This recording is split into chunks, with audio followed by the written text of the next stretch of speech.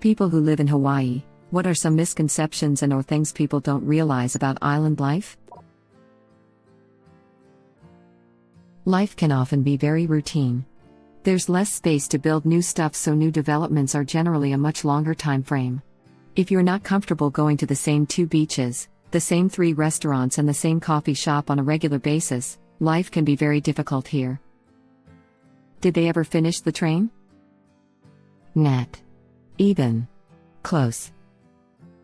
Womp womp. They started building it when I was living there, I want to say 2014? Then a chunk of it fell into the highway on someone's car. Discussion and planning began in the late 90s, smiley face. Sounds like BART, the subway/metro, around San Francisco. Been waiting 20 years for it to reach San Jose. Just 4 words, Strait of Messina Bridge. Romans wanted it. It was discussed again after Italy's unification, as well as a channel tunnel-ish link between Sicily and the peninsula. In the 70s some privates focused on it, each for their own. Then in the 80s a shareholding formed just for the project. Work supposedly started in 2009, not ever close to be finished soon. A major employer and source of residency is the U.S. military. Those of Japanese ancestry make up the second largest ethnicity. Staples like groceries and gasoline cost a fortune to account for shipping costs. I was visiting a friend and was shocked they fed their cat sashimi. Because no joke, slabs of raw tuna cost less than canned cat food. That must have been a very happy cat. I went to Hawaii when the Canadian dollar was at parity with the US one. Everything was cheaper in Hawaii than it was in the city I lived, Edmonton, over 1 million people, and it shocked me because everything had to be imported by ship, but we were still paying easily 50% more for trucked good from mainland warehouses. For a period of time it was cheaper for me to live on what most considered an out-of-reach paradise island than a flat land nowhere. I got an apartment for half what it cost back home, groceries were cheaper, and the weather was leagues better. The liquor is so much cheaper in Hawaii, or any state I would imagine, than Alberta too. I mainly shopped at Costco and didn't notice a big difference in grocery prices. We're getting ripped off. A lot of the expense from shipping costs comes from the Jones Act forcing domestic port-to-port being staffed by Americans on a ship produced in the US or pay a tax. All of this makes goods very expensive. What's the point of this other than to make their life difficult? No idea what the purpose was, but it does guarantee a decent wage for the crew. The foreign freighters can pay their crew almost nothing if they want. That's why cruise ships are registered in countries without strong labor laws and pick up crew from countries with failing economies. The purpose was to guarantee there's US sailors and US ship manufacturing in case of a war. That's reasonable. We should do the same with semiconductors and steel and PPE. Yes, when the next pandemic happens we should have access to PPE and testing at the beginning, not 5 months in. One big reason is national security. Without the Jones Act there would be no shipping industry in the US and we would be entirely reliant on other nations for everything not produced domestically. Goddamn giant centipedes. Found one a good 10 inches long on our pillow before going to sleep one night. Also had one get stuck halfway in a sticky trap, and I woke up to the sound of it dragging that box all over the kitchen tile trying to escape. Nightmare fuel. It's a beautiful place to live and has a lot of advantages, but F centipedes. Well, I'll never visit now, thanks for the heads up. Got bitten by one when I was a kid. I was in agony for hours, and sick for 2 days. Same. Bit me on the foot. So painful. And then I got an infection.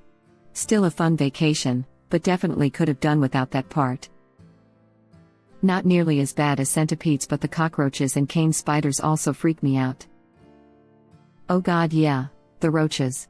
Don't eat in your car unless you want to bug bomb it every few months. Don't park under trees. I once wondered how my prescribed, never eaten in car got roaches. I assumed it came from a box or something. One night walking back to my car, I saw something drop from the tree onto my car.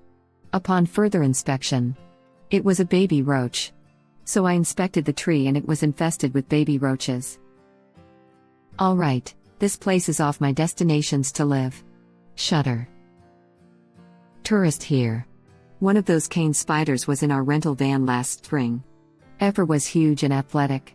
When we went to sweep it out of the front passenger door storage area under the window controls, it went into motion, and it was stunning how fast it was. It got under the car and was gone by the time we backed it up to check underneath. Just a big effing nope. Light uniformly gray, kind of furry and highly agile. I'll never forget it. Also, as a kid, quite possibly the largest caterpillar with wings I've ever seen flew into our unit on the 8th floor at night through the deck door. Goddamn thing was bigger than a bird. Giant light green hot dog with wings. Both of these events occurred on Maui, been there twice, so batting 100%, so far on world's most dangerous insects in Maui over my lifetime. Kauai, here we come. Yesterday I had a giant cane spider crawl up the inside of my car window while on the highway. Shocked I didn't get an accident. When I was a young and stupid child, I did some indoor camping on the floor of my parents' living room with a sleeping bag. Woke up screaming in the middle of the night with no idea what was happening because a centipede bit my eyelid. Swelled up real good. I did a similar thing in England, UK, but took it a step further. I insisted that my dad dismantle my bed so I could sleep on a mattress on the floor, as I liked the bohemian feeling of it. A few nights after he'd given in and done it, shaking his head in confusion the entire time, I'm asleep at like 3 a.m. when I feel my pet cat licking my face. I'm half awake now and making those kissy smooch sounds at her, and open my eyes a minute or two later to see a malevolent yellow pair of peepers staring into mine. Effing huge rat. We'd had a squirrel problem in the attic, and one had died which had attracted rats, and this huge effer had somehow made it into my bedroom. I screamed my head off, ran into my parents' room and made my dad swap places with me. Poor man, don't know how he didn't flush me down the loo on several occasions while I was growing up. Jesus effing Christ, imagine that crap crawling on your face. Please do not F the centipedes. Dating is hard in Hawaii. The population is small, and there is a joke that people are waiting for someone to break up. I could see it being lonely there long term if you didn't find someone quickly or move there with someone. Truth, and the coconut wireless is also a thing with a small population. If you tell even a cockroach a secret, the whole town knows. Coconut wireless. Hadn't heard that in years. In Nigeria we called it the jungle drums. Faster than the local cell networks. I live in a touristy Mexican town. We have the Margarita megaphone. Lol. I also live on a small island and we call it bush telegraph. I wonder what the small town Midwest equivalent of coconut wireless would be.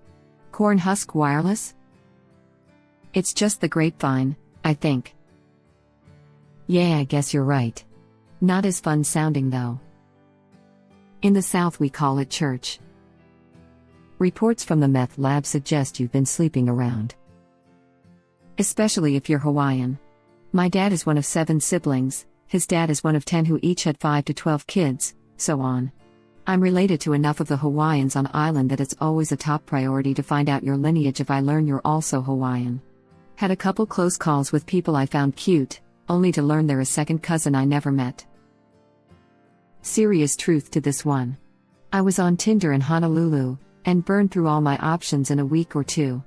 Every week over summer there was a new batch of tourists, but going on dates with them gets real old real quick.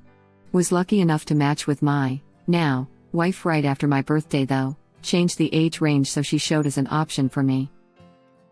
This is a lot like my experience using lesbian dating apps. Yeah, it's hard.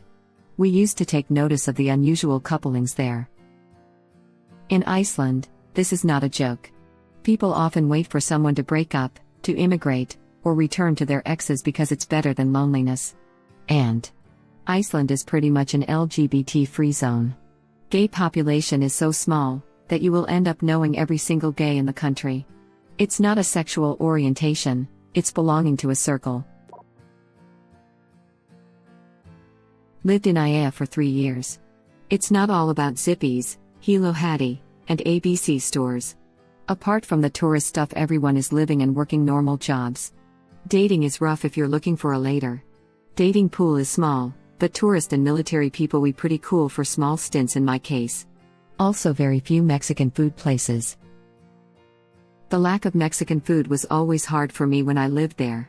Now I live in CO and all I want is a little sushi bar and some ichiriki hot pot, crying face. As a person from the West Coast, I hadn't even known of there being places without a sushi restaurant. I mean, there are, but you can taste the difference. Used to do down to Nico's and buy chunks of sashimi grade tuna and eat it straight. Sushi tastes less fresh out here, no matter how fast they fly it out. Lived in Aiea as well, across the street from the mall, and traffic was always crazy. It's not very easy to hide from police on a small island. So don't do crime, kids, and stay in school is a very important message here. Ah, so that's why Dog the Bounty Hunter is out there to increase his odds of catching bad guys. It's because it's one of the few places he could be a bounty hunter since he's a felon. What did he do? First-degree murder, convicted in 1976. Thanks Google. Now hold on, I looked it up, and while he was convicted of first-degree murder, he was sentenced to only 5 years. Because he was sitting in the car outside while his friend went inside to purchase marijuana, had a scuffle and killed the dealer. Dog was just sitting in the car waiting, wasn't even involved. Legally speaking, he was involved due to the felony murder rule. The short sentence was the judge showing mercy due to the extenuating circumstances, him being in the car. According to Hawaii 5-0, there is a lot of serious crime. True, but all the criminals are caught within an hour. Except Wofat took them like 6 seasons to really get that guy. Born and raised on the Big Island, live in California now. I can only speak to my own experience in the town I grew up in, on the island I grew up on, but it's a pretty damned normal life, just happens to be in a very beautiful and unique place. Like any other tourist destination, the vast majority of visitors only see what's on the path of the guided tour, so to speak. When you peel back that curtain, you just see people living their lives like anywhere else. Exactly, my only knowledge of what goes on in Hawaii is an old classmate of mine who's homeless there. Pretty hard to see it as some paradise place when the only exposure you get of it is someone who sleeps on the streets. Guess there isn't much of a better place to be homeless though. I went there a few years ago. I was shocked by the number of homeless people. It's not terribly surprising. Hawaii has an extremely high cost of living, a weak job market outside the tourism industry, and since you can only leave by plane or boat, doing so is difficult when you don't have any money. Yeah, a lot of the homeless there are people who moved there for work, lost their jobs, and can't afford to leave. And getting a new job that pays well enough is difficult because so much of the economy is tourism, and those types of jobs pay so little. My dad would talk about people he knew that moved out to Hawaii after the steel mills closed in the 1970s. Guess they figured if they were going to be broke, might as well be broke someplace nice. Except the cost of living was so high and jobs so scarce, many ended up homeless. Supposedly, there are some people who were already homeless on the mainland who decided to scrounge up whatever cash they could and move to Hawaii. If you're going to be homeless, you might as well be homeless in a place where you won't freeze to death.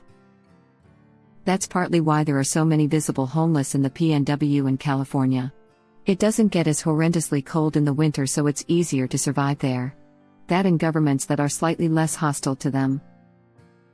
Almost every beachside tourist city in the world that I have visited has this problem. I live in Gold Coast, Australia. Homeless people are attracted by the warm winters, abundance of drugs, also an issue in every beach tourist town, and huge numbers of tourists who they can disappear amongst or steal and beg from. My friend used to live there because her dad was in the army. She said the local high school had a daycare center because teen pregnancies were so common.